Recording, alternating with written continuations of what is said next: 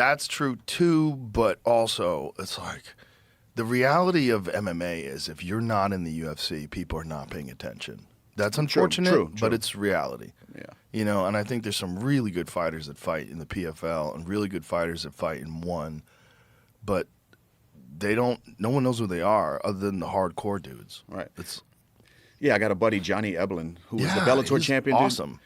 I've been training with him since he started MMA, when he got out of college wrestling and stuff. Like, right now, he can go to the UFC and give the top 5 guys a run for their money. No doubt in my mind. And he's only getting better.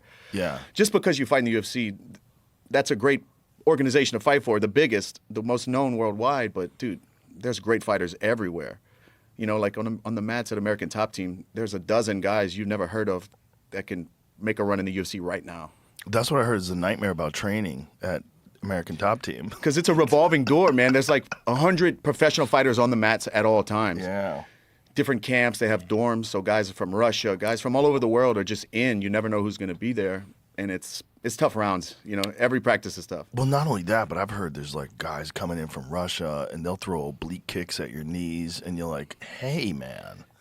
Like, what are we doing here? We're getting ready for fights. We're not in a fight. Right, yeah. Like, some of these guys are trying to make their name off of a name guy, and so you have to be very selective in who you spar with. For sure, and that's not just American Top Team. Right. Especially guys who are established. Like, if I go to any gym here in Austin and it's open mat or something, I have a target on my back. Of course. You know, that's everywhere. Of course. But those guys, man, like at a big gym like American Top Team with the knowledge and the good coaches, those guys get weeded out.